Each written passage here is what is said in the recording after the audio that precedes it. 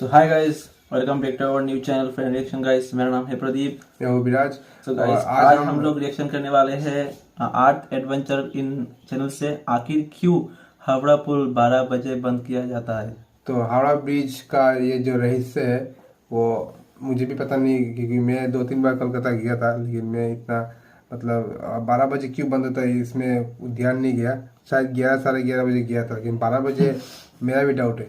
तो देखते हैं हावड़ा ब्रिज 12 बजे बंद क्यों होता है। और 12 बजे बंद हो जाता है? मेरे को भी नहीं पता है, मैं सुना है बंद हो जाता है, लेकिन अभी तक वो दिखा नहीं।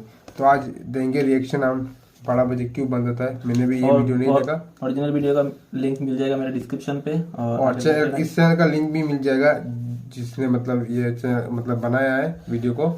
तो बिना किसी देरी के करते शुरू, चलिए चलो। दिन के 11:30 बजे एक आदमी अपने होटल से निकलता है और लगभग आधे घंटे में हावड़ा पहुंचता है। और वो क्या देखता है कि हावड़ा ब्रिज बंद है, यहाँ तक कि कोई वीआईपी भी नहीं जा सकता। अब उसकी क्यूरियोसिटी बढ़ती है और वो रिक्शे वाले से पूछता है इसका कारण, और आप यकीन मानिए वो कारण सुन के दंग रह जाता है। आखिर उस रिक्शे वाले ने उसे क्या बताया, और क्या हावड़ा ब्रिज पर किसी चुड़ैल का साया है? आखिर 12 बजे ही हावड़ा ब्रिज क्यों बंद होता है, और क्या सही में हावड़ा ब्रिज 12 बजे बंद होता है या नहीं, जानेंगे पूरी सच्चाई। वेल, मैं हूँ सैम।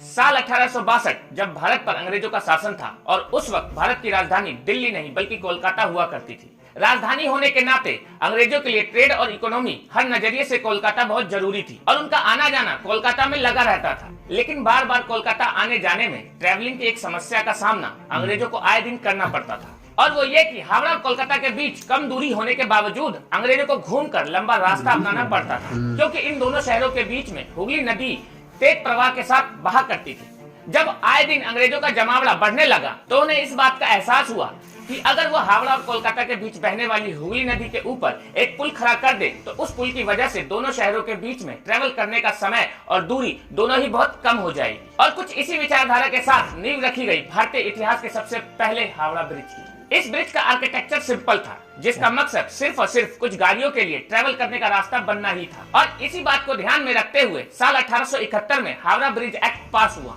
और 3 साल तक कंस्ट्रक्शन का काम होने के बाद 17 अक्टूबर 1874 के दिन हावड़ा ब्रिज को सभी के लिए खोल दिया गया। शुरुआती दिनों में तो यहाँ भीड़ कम ही थी, लेकिन जब आसपास जनसंख्या बढ़ने लगी और रेलवे स्टेशन के पास होने की वजह से यात्री भी यहाँ पर बड़ी संख्या में आने लगे, तो अंग्रेजी हुकूमत को फिर से इस बात का अंदाजा लगा कि उन्होंने जिस पुल को बनाया था वो था तो बहुत मजबूत, लेकिन फिर भी उसमें इतनी ज्यादा क्षमता नहीं थी कि वो हद से ज्यादा बोझ उठा सके, जिस वजह से दुर्घटना के आसार होने के कारण पहले ही उससे बचने के लिए हावड़ा ब्रिज को रिप्लेस करके उसे और मजबूत और बड़ा रूप देने की पहल छेड़ दी गई। वैसे अंग्रेज चाहे कितने ही जालिम क्यों न रहे, लेकिन उनकी एक बात अच्छी थी कि किसी भी दुर्घटना का सिर्फ अंदेशा होने से ही वो लोग बात को इतनी गंभीरता से ले लिया करते थे कि वो कभी खर्चे की चिंता करे बिना चीजों का निर्माण शुरू कर देते थे। और हालांकि एक बात तो ये भी है, वो लोग लगाते तो भारत का ही पैसा थे, तो आखिर वो सोचते भी क्यों। खैर छोड़ो। और यही कारण है कि जहां आज की मॉडर्न इंजीनियरिंग और महंगे मटेरियल के बाद भी सड़कें और बिल्डिंग 10 साल नहीं चल पाती, वही अंग्रेजों द्वारा बनाया गया आर्किटेक्चर 100 साल के बाद भी उसी मजबूती से खड़ा है। खैर, coming back to the point, साल 1906 के बाद से अलग अलग डिजाइन और प्लान्स के साथ साथ इस पुल को दोबारा कंस्ट्रक्ट करने की पहल छेड़ दी गई, लेकिन हर बार इसके काम में इतनी अड़चनें आ रही थी कि क्या कहा जाए। सन 1908 से मटेरियल का इंतजाम करना शुरू कर दिया गया, लेकिन तभी कुछ समय बाद पहला विश्व युद्ध छिड़ गया और ब्रिज का काम पूरी तरह से रुक गया। फिर वापस जब 1917 में इसका काम शुरू हुआ तो इसकी बागडोर नए कमीशन को दे दी गई, लेकिन धीरे धीरे इकोनॉमिक्स क्राइसिस को लेकर दूसरे विश्व युद्ध तक किसी न किसी अड़चन के आने की वजह से इस पुल का काम बहुत बार रुका और बहुत बार दोबारा चला, जिसके बीच इसकी बागडोर 4 से भी ज्यादा लोगों के हाथ में थामी गई और डिजाइन में ढेरों बदलाव किए गए। हर साल नए संघर्ष के बाद फाइनली जिस पुल को हम आज देखते हैं उसका कंस्ट्रक्शन 1936 में शुरू किया गया और 6 साल बाद वर्तमान समय का हावड़ा ब्रिज बनकर पूरी तरह से तैयार हो गया। पूरी तरह से बन जाने के बाद भी तकरीबन 1 साल तक इंतजार किया गया। अब आप सोच रहे होंगे कि यार बन गया तो फिर 1 साल इंतजार क्यों?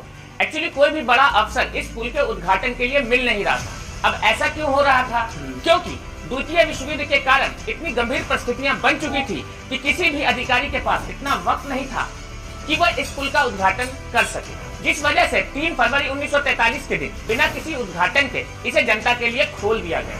और इसी वजह से यह पूरी दुनिया के सबसे चुनिंदा पुलों में से एक है जिसका कभी उद्घाटन ही नहीं हुआ। है ना कमाल की बात। इस पुल को जो बात सबसे अविश्वसनीय बनाती है वो ये है कि यह पुल तकरीबन 705 मीटर लंबा है और इसमें 25,000 टन से ऊपर स्टील का इस्तेमाल हुआ है, जिसे Tata iron and steel company ने अकेले अपने दम पर उपलब्ध कराया था।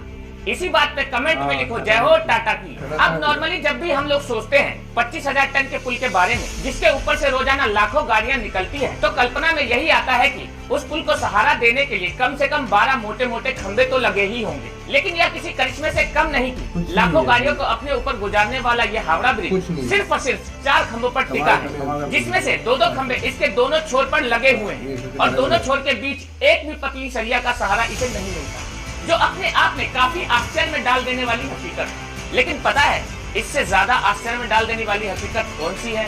वो ये है कि जिस पुल को लाखों टन का वजन कमजोर नहीं कर पाया, वो पुल आज पान की वजह से कमजोर हो रहा है। आप कोलकाता में कहीं पर भी जाइए, आपको हर 5 में से 2 शख्स के मुंह में पान जरूर मिले, और अगर इतना पान खाया जा रहा है तो कहीं ना कहीं थूका भी जाएगा, और इसी पान का बस शिकार हमारा हावड़ा ब्रिज बन रहा है। दरअसल हावड़ा ब्रिज के किनारे पर मौजूद दोनों खंभों में यहाँ से गुजरने वाले लोग आए दिन भारी मात्रा में पान थूका करते हैं, जिस वजह से इसके खंभों के ऊपर पान के काफी सारे दाग लग चुके हैं, जो समय के साथ साथ इसे कमजोर बना रहे हैं। इसके अलावा यहाँ से उड़ने वाले पक्षी भी इस बुरे काम में इंसानों का साथ दे रहे हैं, क्योंकि जब भी पक्षी इसके पास से गुजरते हैं तो वो अपनी सारी गंदगी इस पुल के स्ट्रक्चर पर गिरा देते हैं, और पान की तरह ही ये गंदगी भी पुल को खराब कर रही है। वैसे तो पश्चिम बंगाल की राज्य सरकार हर साल इसकी पुताई और देखरेख पर 15 लाख रुपए से भी ज्यादा खर्च करती रहती है, लेकिन यह कुछ ऐसे तत्व हैं जिसे चाहे जितना भी आप रोकने की कोशिश कर लो, इन पर कोई काबू नहीं पाया जा सकता। और यही कारण है कि बढ़ते समय के साथ साथ आज भी इस पुल का आर्किटेक्चर इंसानों की वजह से कमजोर पड़ता जा रहा है, न कि प्रकृति के प्रकोप से। खैर, मुझे कई लोगों ने बताया कि हावड़ा ब्रिज दोपहर के 12 बजे और रात के 12 बजे पूरी तरह से बंद कर दिया जाता है, और इसी दौरान इस पुल पर एक भी व्यक्ति नहीं मौजूद होता, फिर चाहे किसी भी बड़े से बड़े अधिकारी को ही अपना काफिला क्यों न रोकना पड़े। जब मैंने इंटरनेट पर इस बारे में रिसर्च की तो मुझे पता चला कि मान्यताओं के अनुसार जब यह पुल पूरी तरह से बनकर तैयार हुआ था, तब इसके चीफ इंजीनियर्स में से एक इंजीनियर ने मानो चेतावनी देते हुए अधिकारियों को यह बताया था कि यह पुल कभी भी गिरेगा तो ठीक 12 बजे ही गिरेगा। पहले तो लोगों को मजाक लगा, लेकिन इंजीनियर के चेहरे पर गंभीरता देखते हुए उसकी इस बात पर अमल किया गया। अब समस्या ये आ गई थी कि इस बात को सुनने वाले अधिकारी इंजीनियर से ये पूछना भूल गए थे कि रात के 12 बजे ये पुल गिरेगा या दोपहर के 12 बजे, जिस वजह से उन्होंने कोई भी खतरा ना उठाने की सोची, और इसी वजह से इस पुल को दोपहर और रात दोनों ही टाइम ठीक 12 बजे बंद कर दिया जाता है, ताकि इस दौरान अगर पुल कभी भी किसी कारणवश गिरे भी तो भी उसकी वजह से कोई बड़ा हादसा ना हो या किसी की जान ना जाए। लेकिन सवाल अभी भी वही है कि इसका कंफर्मेशन नहीं है कि 12 बजे बंद होता है या नहीं।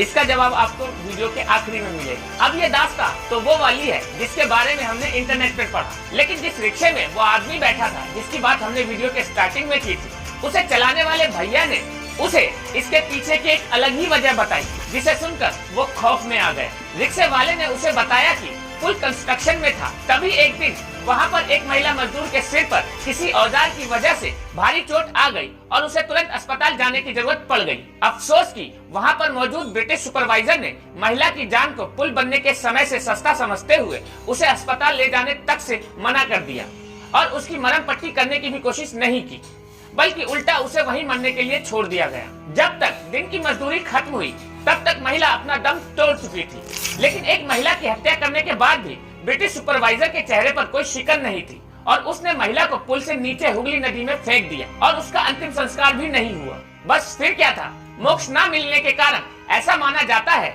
कि वो महिला तब से उसी पुल पर भटकती है, और चूंकि उसकी मौत 12 बजे हुई थी, इसलिए उस पुल पर अगर कोई 12 बजे निकलता है तो उस महिला की प्रेत आत्मा जाग जाती है और उस पुल पर से गुजरने वाले लोगों पर असर दिखाने लगती है। अब इन दोनों बातों में से कौन सी बात सच्ची है ये तो पुख्ता तौर पर नहीं कह सकते, लेकिन लास्ट में जाते जाते जब मैंने अपने मामा से इसके बारे में पता लगाया, जो कि कोलकाता में ही रहते हैं, जिनका हावड़ा डेली आना जाना है, तो उन्होंने यही कहा कि ये सारी कहानियां ढकोसलेबाजी है। अब सवाल ये आता है कि जब ढकोसलेबाजी है तो सच्चाई क्या है?